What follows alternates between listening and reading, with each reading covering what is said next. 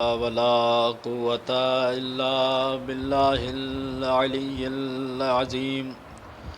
أعوذ بالله من الشيطان اللعين الرجيم. بسم الله الرحمن الرحيم. الحمد لله رب العالمين. الصلاة والسلام على أشرف الأنبياء والمرسلين شفیع المذنبین محبوب رب العالمین المخاطب بطٰ و یاسین مولانا و مولا الثقلین جد الحسن والحسین ابی القاسم محمد وآل الطیبین الطاہرین المعصومین المظلومین ولعنۃ اللہ علی اعدائہم مجمعین. اما بعد، حب الحسین یجمعنا. اربعین حضرت امام حسین علیہ السلام کا موقع تھا اور سرکار ابا عبداللہ حضرت امام حسین علیہ السلام کی زیارت کے لیے ہم لوگ ہندوستان سے آئے تھے، اور جب کربلا پہنچے تو ہر اشتہار پہ یہی جملہ لکھا تھا کہ حب الحسین یجمعنا، حب الحسین یجمعنا، حب الحسین یجمعنا. حسین کی محبت ہمیں ایک جگہ اکٹھا کر دیتی ہے، حسین کی محبت ہمیں آپس میں ملا دیتی ہے. جب ہم انڈیا سے چلے تھے تو ہم انڈین بن کے چلے تھے، جو لوگ پاکستان سے چلے تھے وہ پاکستانی وہاں سے بن کے چلے تھے، اور صرف انڈین پاکستانی نہیں بلکہ دنیا کے کونے کونے سے ایک ایک عزادار آیا. کوئی انڈین تھا، کوئی پاکستانی تھا، کوئی نائجیرین تھا، کوئی سوئٹزرلینڈ کا تھا، کوئی آسٹریلیا سے آیا. بہرحال اتنے ملکوں کے مجھے نام بھی نہیں پتہ جتنے ملکوں سے شمع حسینی کے پروانے کربلا میں زیارت امام حسین کے لیے چلے آئے. بہرحال اتنے ملکوں کے نام بھی نہیں پتہ کہاں کہاں سے لوگ آئے، لیکن جب لوگ آ رہے تھے تو وہ منسوب اپنے ملک سے تھے. لیکن جب کربلا میں آئے نہ کوئی انڈین رہا نہ کوئی پاکستانی رہا، ہر ایک عزادار ہو گیا، ہر ایک حسینی ہو گیا. ہر ایک عزادار آ گیا، ہر ایک حسینی ہو گیا.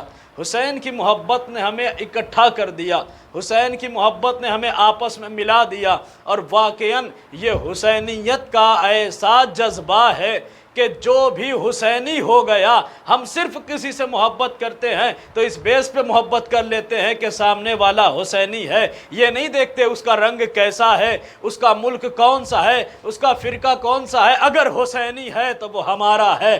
اگر اس کے دل میں امام حسین کی محبت ہے تو ہمارے دل میں اس کی محبت پیدا ہو جاتی ہے. اور جب محبت پیدا ہو جاتی ہے تو ہم نے دیکھا ایک کمانڈر مرا تھا، ایک کمانڈر شہید ہوا تھا ایران کا، نام قاسم سلیمانی تھا، لیکن وہ حسینی تھا. غم پوری دنیا میں منایا گیا. جہاں بھی حسینیت کے نام پہ، جہاں بھی حسینیت کے نام پہ لوگ اکٹھا ہوتے ہیں، اس مقام پہ اس کمانڈر کے لیے دعائیں کی گئی. اس کمانڈر کا جنازہ جہاں گیا، الگ الگ نماز جنازہ ہوئی. بھئی کاظمین میں جنازہ پہنچا، کربلا میں جنازہ پہنچا، نجف میں آیا، عراقی مومنین نماز جنازہ پڑھ رہے ہیں. نماز جنازہ پڑھانے والا پاکستانی. بھئی کہنے کا مقصد یہ ہے، شہید ہوئے ایران کے، جنازہ پڑھائی پاکستانی نے، اور مومنین اکٹھا ہوئے نجف کے، کربلا کے، کاظمین کے. یعنی حسینیت ایک ایسا جذبہ ہے کہ حسینیت سے سارے حسینی آپس میں جڑ جایا کرتے ہیں. ہر ایک حسینی کو آپس میں جوڑ دیا کرتی ہے، اور جو حسین سے جڑ جاتا ہے اسے خدا کی بھی رضائیں ملتی ہیں، خدا کی بھی رضا ملتی ہے، نبی کی رضا بھی ملتی ہے، ائمہ کی رضائیں ملتی ہیں، سیدہ بطول کی دعائیں ملتی ہیں. صلوات پڑھ دیں محمد وآل محمد. کا سیدہ پاک کی دعائیں ملتی ہیں. اللہ کی رضا حاصل کرنا چاہتے ہیں تو تو امام حسین کی رضا کو حاصل کر لیں۔ اللہ نے اپنی رضا کو ان 14 کی رضا میں رکھ دیا ہے۔ شب ہجرت حضرت امیر کو رضا دی، اور اللہ نے اپنی مرضی امام حسین علیہ السلام کی رضا میں بھی رکھ دی ہے۔ بھئی دیکھیں اللہ امام حسین سرکار سے کتنا راضی ہے، اس قدر راضی ہے کہ زیادتی رضا کی گنجائش ہی نہیں رکھی۔ ہر اس بندے کو رضی اللہ رحمت اللہ بنا دیا جو حسین کا محب ہو گیا، اور ہر اس بندے کو لعنت اللہ بھی قرار دے دیا جو حسین کا دشمن ہو گیا۔ ہر وہ بندہ لعنت اللہ قرار پائے گا۔ دیکھیں امام حسین سے خدا کتنا راضی ہے۔ امام حسین کے بچپن کے ایام ہیں، اور ایک صحابی پرنور حضرت نبی کریم کی خدمت میں آیا، اور آنے کے بعد کہا یا نبی اللہ میں چاہتا ہوں کہ آپ کی اپنے گھر پہ دعوت کروں۔ اللہ کے نبی نے دعوت کو قبول کر لیا۔ کہا یا نبی اللہ جب آپ آئیے گا تو اپنے ساتھ اپنے نواسوں کو بھی لے کر آئیے گا۔ اپنے نواسوں کو لے کے نبی شام کے وقت دعوت پہ پہنچے، اور جب دعوت پہ پہنچے تو جو میزبان تھا صحابی پرنور نبی کے استقبال کے لیے گھر سے باہر کھڑا ہوا ہے۔ نبی گھر میں داخل ہوئے، بڑے غور سے نبی کے ایک ایک قدم کو دیکھ رہا ہے۔ نبی کے جتنے قدم گھر میں پڑ رہے ہیں ہر قدم کو بڑے غور سے دیکھ رہا ہے۔ نبی نے کہا کیا بات ہے، میرے قدموں کو اتنے غور سے کیوں دیکھ رہے ہو؟ کیا یا نبی اللہ میں نے منت مانگی ہوئی ہے، یہ منت مان رکھی ہے کہ آپ جتنا قدم میرے گھر میں چلیں گے میں ہر قدم کے بدلے ایک غلام راہ خدا میں آزاد کروں گا۔ بھئی صحابی یہ بھی ہیں کہ جو نبی کے ایک قدم کے بدلے میں ایک ایک غلام خدا کی راہ میں آزاد کر رہے ہیں، ورنہ کچھ تو ایسے بھی تھے کہ جو مشکل گھڑی میں 200 کا اونٹ نبی کو 900 میں دے رہے تھے۔ کچھ ایسے بھی تھے۔ بہرحال اس صحابی پرنور نے اللہ کے نبی کی دعوت کی اور منت مانی کہ ہر قدم کے عوض میں ایک غلام راہ خدا میں آزاد کروں گا۔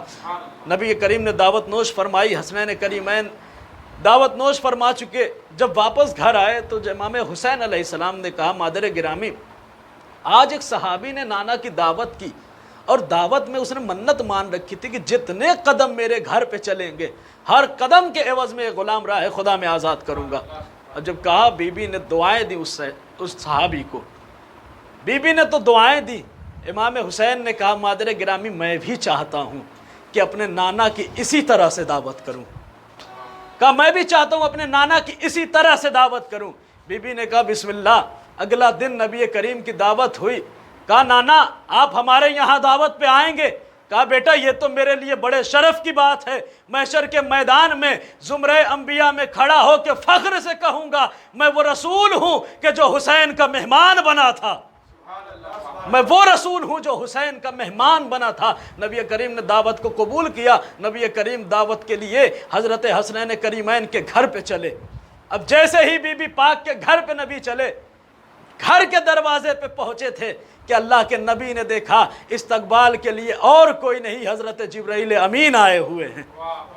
دروازے پہ جبرائیل امین کو دیکھا، ایک مرتبہ دیکھتے ہی نبی نے کہا جبریل خیریت تو ہے، اس وقت یہاں کیسے؟ خانہ رسالت کو چھوڑ کر خانہ عصمت میں کیسے؟ تو جناب جبرائیل نے کہا یا نبی اللہ وہ منت اس صحابی کی تھی کہ اس نے اپنے بساط کے مطابق یہ منت مانی تھی کہ جتنے قدم آپ چلیں گے ایک غلام راہ خدا میں آزاد کرے گا۔ یہ منت میرے حسین کی ہے، اور خدا نے اس منت کے پوری ہونے کی ذمہ داری اپنے اوپر لے رکھی ہے۔ کہا کیا منت مانی ہے؟ کہا خدا کا حکم ہے جبریل جاؤ میرے محبوب کے قدموں کو، میرے حبیب کے قدموں کو گنتے جانا اور گن کے بتانا جتنے قدم میرا محمد میرے حسین کے گھر میں چلے گا اللہ ہر قدم کے عوض 70,000 گنہگار جو محب حسین ہیں انہیں جنت عطا کرے گا۔ کہا جتنے بھی قدم چلیں گے اللہ ہر قدم کے عوض میں محب حسین کو جنت میں مقام عطا کرتا چلا جائے گا۔ بھائی ذرا دیکھیں اللہ امام حسین سرکار سے اتنا راضی ہو گیا کہ زیادتی رضا کی گنجائش ہی نہیں بچی۔ بس اب بات اتنی سی ہے کہ جس کو اللہ کی مرضی چاہیے حسین کو راضی کرے، جس کو نبی کی مرضی چاہیے حسین کی راضی۔ بھائی حسین کو راضی کرتے چلے جاؤ، مرضی خدا حاصل کرتے چلے جاؤ، مرضی رسول حاصل کرتے چلے جاؤ، کیونکہ نبی کی بھی دعا یہی ہے، احب اللہ من احب حسینا، اے اللہ تو اس کو دوست رکھ جو حسین کو دوست رکھتا ہو، اے اللہ تو اس کو دوست رکھ جو حسین کو دوست رکھتا ہو۔ حسین کو دوست تو بہت سارے لوگوں نے رکھا، حسین کو دوست، حسین سے پیار، حسین سے محبت ہر ایک کر رہا ہے، لیکن ایک ایسا بھی تھا جسے حسین نے اپنا دوست کہا، جسے حسین ابن علی نے اپنا دوست کہا، اپنا ساتھی کہا۔ جس حبیب کو حسین اپنا حبیب کہیں، اس حبیب کا کیا مقام ہوگا، اس حبیب کا کیا مرتبہ ہوگا۔ بچپنے کے ایام ہے جناب حبیب ابن مظاہر کے، اور عالم کیا ہے کہ اللہ کے نبی حضرت حبیب سے اتنی محبت کرتے ہیں کہ حضرت حبیب کو بچے ہیں ابھی جناب حبیب اپنے زانوں پہ بٹھاتے ہیں، ان کی پیشانی کا بوسہ لیتے ہیں۔ ایسے شرف بڑے بڑے صحابیوں کو نصیب نہیں ہوتا جیسا شرف حسین کے حبیب کو نصیب ہو رہا ہے۔ نبی کریم کے پاس رہتے ہیں، یا نبی اللہ اتنی محبت اس بچے سے کیوں؟ نبی نے کہیں گے اتنی محبت حبیب سے اس وجہ سے ہے کیونکہ حبیب میرے حسین کو بہت چاہتا ہے۔ میں نے دیکھا ہے جب بھی مدینے کی گلیوں سے میرا حسین کہیں جاتا ہے، حبیب قدموں کے نشان کو چومتا ہے، مٹی کو اٹھاتا ہے، اپنے سر پہ رکھتا ہے، یہ محبت حبیب کی ہے میرے حسین سے۔ اور جب ایسی محبت ہے تو پھر نبی بھی حبیب سے بڑی محبت کرتے ہیں، اتنی محبت کہ جب مظاہر اسدی نے آ کے کہا یا نبی اللہ میں چاہتا ہوں کہ آپ کی اپنے گھر پہ دعوت کروں، تو کہا میں دعوت کو قبول کر رہا ہوں، یقیناً مومن کی دعوت کو قبول بھی کرنا چاہیے۔ کہا لیکن یا نبی اللہ اصل وجہ یہ ہے کہ میں دعوت اس وجہ سے کر رہا ہوں کیونکہ مجھے اپنے گھر پہ حسین کو بلانا ہے، اور یہ خواہش میرے بیٹے حبیب کی ہے، حبیب کی خواہش ہے۔ نبی کریم نے کہا ٹھیک ہے میں حسین کو لے کے آؤں گا۔ امام حسین علیہ السلام نبی کریم کے ساتھ حبیب کے گھر چلے دعوت کے لیے۔ اب محبت کا جذبہ، محبت میں کس قدر حبیب کو جذبہ تھا، حبیب والدین کے ساتھ نہیں ہیں بلکہ بار بار گھر کی چھت پہ جاتے ہیں اور بام خانہ سے بار بار دیکھتے ہیں میرا حسین تو نہیں آ رہا، میرا حسین تو نہیں آ رہا۔ یہ جذبہ شوق زیارت حضرت امام حسین تھا کہ حبیب بار بار جا رہے ہیں، اور بار بار آنے جانے میں ایک مرتبہ حبیب کا پیر پھسل گیا، حبیب کا پیر پھسلا، حبیب نے اس دنیا کو چھوڑ دیا۔ اب جب حبیب نے اس دنیا کو چھوڑا، دیکھیں نبی کی محبت کتنی عظیم نعمت ہے۔ نبی مہمان ہو رہے ہیں، مظاہر اسدی نہیں چاہتے کہ میرے بیٹے کی وفات کی خبر کو سن کے نبی کے چہرے پہ افسردگی کے آثار نمایاں ہوں، نبی رنجیدہ خاطر ہو جائیں، لہذا حبیب کو ایک حجرے میں رکھا اور دسترخوان کو بچھا دیا۔ دسترخوان کو بچھایا، نبی کریم امام حسین کے ساتھ دسترخوان پہ بیٹھے ہیں۔ جب دسترخوان پہ بیٹھے تو مظاہر اسدی کہتے ہیں کہ یا نبی اللہ بسم اللہ کھانا نوش فرمائیے۔ نبی نے کہا بیٹا حسین بسم اللہ۔ جب تک حسین کھانا نہیں کھاتے نبی کریم بھی دسترخوان پہ کھانا نہیں کھاتے۔ امام حسین سے کہا بسم اللہ، امام نے کہا میرا حبیب نظر نہیں آتا، کہا میرا حبیب نظر نہیں آتا۔ مظاہر اسدی کہتے ہیں مولا آپ کھانا کھائیے، حبیب کہیں گئے ہوئے ہیں، حبیب اس وقت نہیں آ سکتے۔ کہا نہیں، جب تک حبیب نہ آ جائے میں کھانا نوش نہیں فرماؤں گا، میں کھانا نوش نہیں کروں گا۔ کہا مولا بسم اللہ، حبیب نہیں آئیں گے۔ مولا نے کہا حبیب آ جاؤ، مولا نے کہا حبیب آ جاؤ۔ امام کی اس آواز کو سننا تھا کہ حبیب لبیک کہتے ہوئے کھڑے ہوئے مولا کے پاس آ گئے دسترخوان پہ۔ ارے جو حبیب مرنے کے بعد بھی حسین کی آواز پہ لبیک کہتا ہوا نظر آئے تو کیا حسین کے خط پہ لبیک نہ کہے گا؟ کیا حسین کے خط پہ لبیک کہتا ہوا نہ اٹھ پڑے گا؟ یہ حبیب ابن مظاہر ہیں کہ جن کا مقام امام کی بارگاہ میں، امام کے مقام میں اتنا بلند مقام ہے حضرت حبیب ابن مظاہر کا۔ جب ہم زیارت کے لیے کربلا گئے، آپ بھی کربلا زیارت کے لیے جاتے ہیں، جیسے ہی مین گیٹ سے انٹری ہوتی ہے، داخلہ ہوتا ہے، زائر پہلا سلام حضرت حبیب کو کرتا ہے۔ ایسا لگتا ہے کہ حسین ابن علی تک پہنچنے کے لیے حضرت حبیب سے اجازت لے رہے ہیں، ہم حبیب ابن مظاہر کو ہم سلام کر رہے ہیں۔ اور واقعاً میں نے علماء سے سنا ہے کہ کربلا جانے کے لیے زواروں کی فہرست حضرت حبیب ابن مظاہر بناتے ہیں۔ یہ حضرت حبیب ابن مظاہر کا مقام ہے۔ مولانا صادق حسن صاحب نے تاریخ اودھ کے حوالے سے ایک واقعہ نقل کیا۔ اودھ کا زمانہ، اودھ کی حکومت، نوابوں کا آخری دور ہے، انگریزوں کی حکومت شروع ہو چکی ہے۔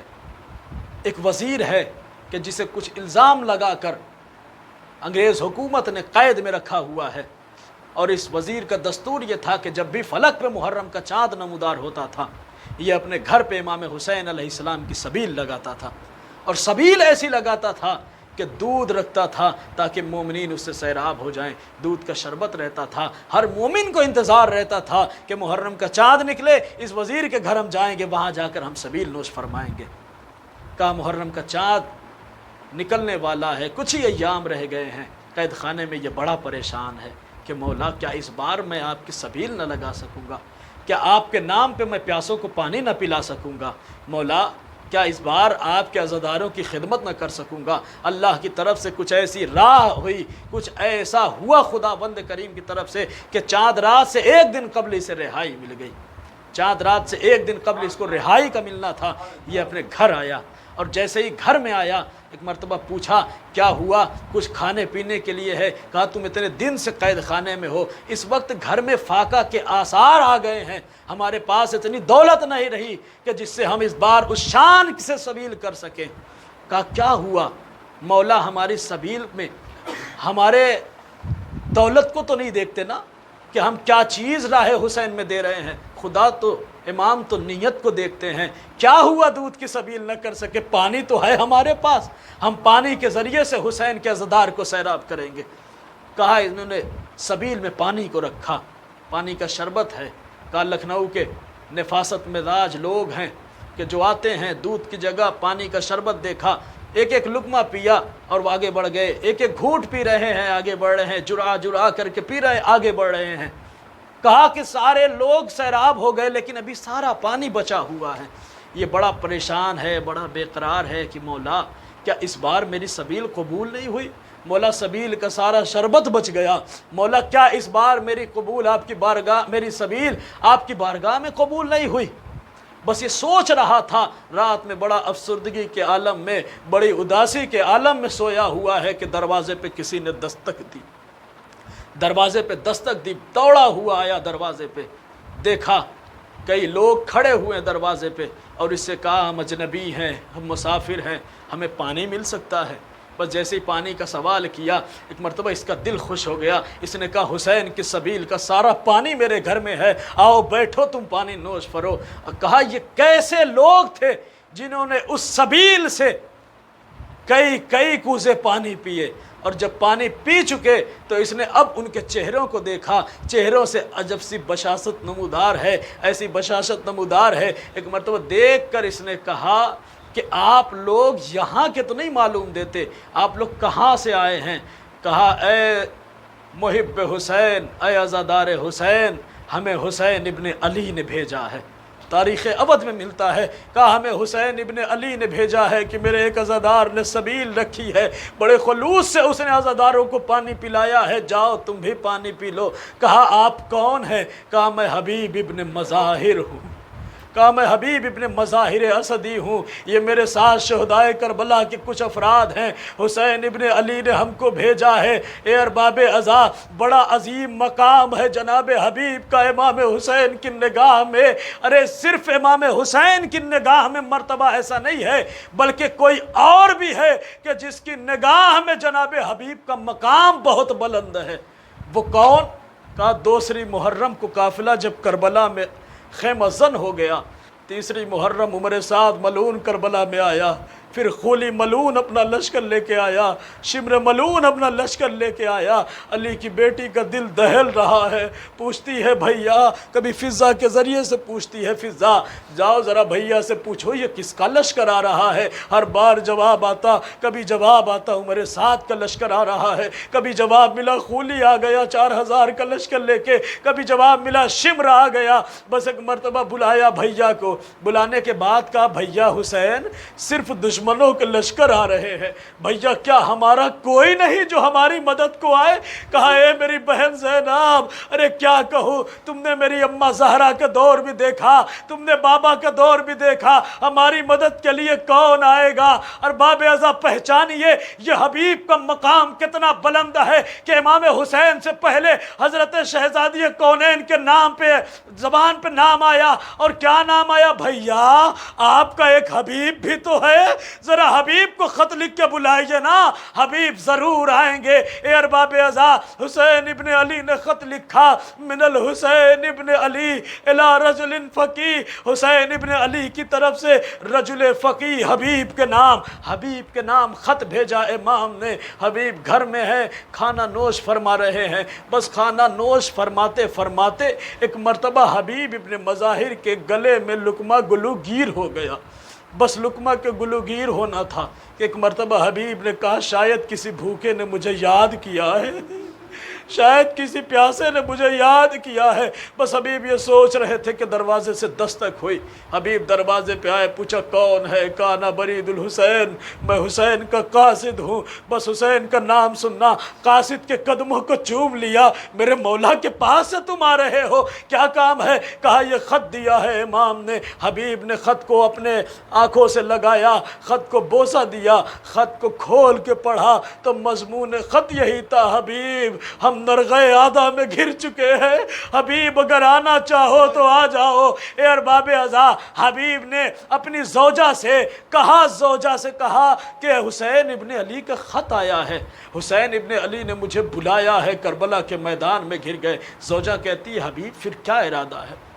حبیب ارادہ کیا ہے؟ کہا مجھے تیرا خیال آ رہا ہے کہ اس جگہ پہ تجھے تنہا کیسے چھوڑ کے جاؤں۔ بس ایک مرتبہ حبیب کی بیوی نے حبیب کو غیرت دلائی کس طرح سے، کہا میری کنگنا میری چوڑیوں کو پہن لو، ارے میں مٹی کھا کے رہ لوں گی مگر اس گھر میں نہیں رہ سکتی کہ جس گھر میں فرزند رسول نے مدد چاہی ہو اور وہ ہیلے بہانے بنا رہا ہو۔ بس ایک مرتبہ حبیب کہتے ہیں بس میں تو صرف تیرا امتحان لے رہا تھا کہ تو راضی ہے کہ نہیں راضی ہے، میں جا رہا ہوں۔ غلام کو کہا گھوڑا لے کے جا، بس ارباب ازا میں تفصیل چھوڑ دیا۔ حبیب ابن مظاہر کوفہ سے کس طرح سے نکلے، کربلا میں آ گئے۔ کربلا میں آئے، اب عالم کیا تھا، حسین کے اصحاب میں خوشی کی لہر ہے، عباس آگے بڑھ رہے ہیں، عباس نے اپنا پرچم لہرایا، حبیب کے سر پہ پرچم کو لہرایا۔ جب یہ ہلچل دیکھی تو ایک مرتبہ علی کی بیٹی کہتی ہے فضا یہ کیسی ہلچل ہے، ذرا پتہ تو کرو۔ فضا آئی، کہا یہ کیسی ہلچل ہے، کون آ گیا؟ پتہ چلا حبیب آئے ہیں۔ خیمے میں آئی، آ کے کہا شہزادی مبارک ہو، حسین کے بچپن کے دوست حبیب آ گئے۔ حبیب کربلا میں آ گئے، یہ حبیب کربلا میں آئے، حسین خوش نظر آ رہے ہیں، زینب علیہ مقام خوش نظر آ رہی ہے۔ ارے یہ اتنی خوشی ہے کہ زینب علیہ مقام نے حبیب کو سلام کہلوا دیا۔ اے ارباب ازا کتنا مقام تھا حبیب کا، کتنی ڈھارس تھی جناب حبیب سے کہ حبیب کو میمنہ کا علمدار بنا دیا امام نے۔ میمنہ کی سربراہی حبیب کے ذمے تھی۔ عاشور کا دن آیا، حبیب ابن مظاہر ہے، امام کے بالکل ساتھ ہے، ہر جنازے پہ امام کے ساتھ نظر آ رہے ہیں کہ عصر عاشور نماز کا وقت آیا کہ ایک مرتبہ حبیب نے لشکر والوں سے کہا، عمر سعد سے کہا عمر سعد کچھ دیر ٹھہر جا کہ ہم حسین کے ساتھ نماز تو ادا کر لے۔ اے ارباب ازا، بس اس میں سعد ملعون کہتا ہے اے حبیب حسین کی نماز بھلا قبول ہی کب ہوگی، کہ حسین کی نماز قبول ہی کب ہوگی۔ حبیب نے یہ سنا تھا کہ ایک مرتبہ تڑپ گئے، اے بے حیا، ارے تیری نمازیں تو قبول ہو، نواسے رسول کی نماز نہ قبول ہو، حسین کی نماز نہ قبول ہوگی تو کس کی نماز قبول ہوگی؟ بس ارباب ازا حبیب نے امام کو سلام کیا، کہا مولا اب آخری نماز آپ کے نانا کے ساتھ پڑھوں گا، پہلے اس ظالموں کو جواب دینا ہے۔ حبیب نے امام سے اجازت وہیں سے طلب کی، تلوار کو میان سے نکالا۔ ارے اس بوڑھے شیر نے جو حملہ کیا، حملے میں 42 دشمنوں کو واصل جہنم کیا۔ حبیب جوش شجاعت میں حملے پہ حملے کر رہے ہیں، بس حملے حملے پہ حملے کرتے کرتے ایک مرتبہ ایک ظالم نے حبیب کی پیشانی پہ تلوار ماری. ارے حسین کا یہ بوڑھا شیر، حسین کا یہ بوڑھا شیر، حسین کا بوڑھا سپاہی گھوڑے پہ سنبھل نہیں پا رہا ہے. بس ایک مرتبہ حسین بن نویر ملعون نے حبیب کے سر پہ تلوار ماری، حبیب سے گھوڑے پہ سنبھلا نہ گیا، حبیب زمین پہ آئے. ارے ملعون نے سر کو تن سے جدا کر دیا. اے ارباب عزا، ارے ذرا سوچو، جس حسین ابن علی نے حبیب کو کوفہ سے بلا لیا تھا، دل پہ کیا گزری ہوگی. تڑپ کے یہی تو کہا ہوگا، اے حبیب اس عالم غربت میں تم بھی ہمیں چھوڑ کے چلے گئے. حبیب اب حسین کا کون رہ گیا؟ یہ حبیب تھے، حبیب جنہوں نے کربلا میں امام کی نصرت کی. لیکن یہ اہل بیت ہیں، ان کی شان کریمی سب سے جدا ہے. جنہوں نے بھی ان کی نصرت کی ہے، انہوں نے ان کا حق ادا کیا ہے. اور حبیب کی نصرت کا حق بھی امام نے کس طرح سے ادا کیا؟ ایک ہلکا سا حق ادا کیا. کس طرح سے؟ کہا کوفہ کے بازار میں اہل بیت کا قافلہ اسیر ہو کے پہنچا. بس سید سجاد کے گلے میں توقے خاردار ہے، ہاتھوں میں ہتھکڑیاں ہے. بس ارباب عزا ختم ہو گئے جناب حبیب کے مصائب.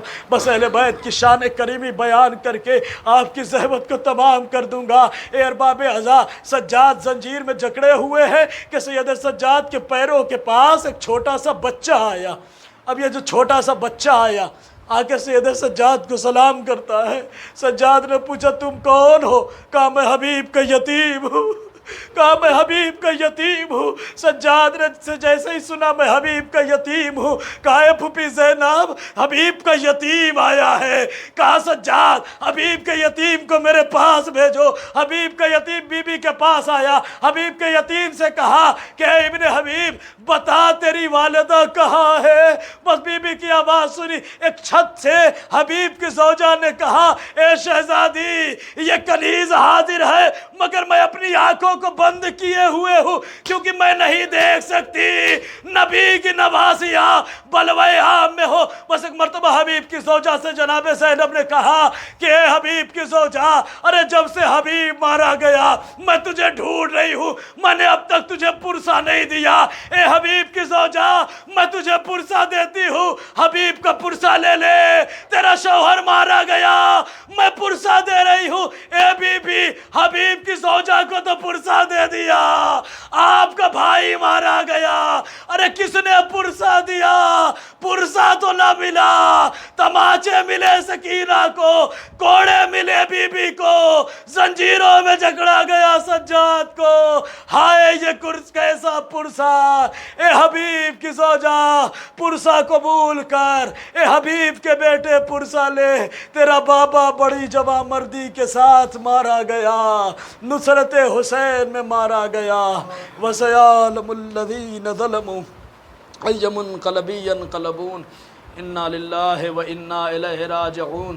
رِضًا بِقَضَائِهِ وَتَسْلِيمًا لِأَمْرِهِ.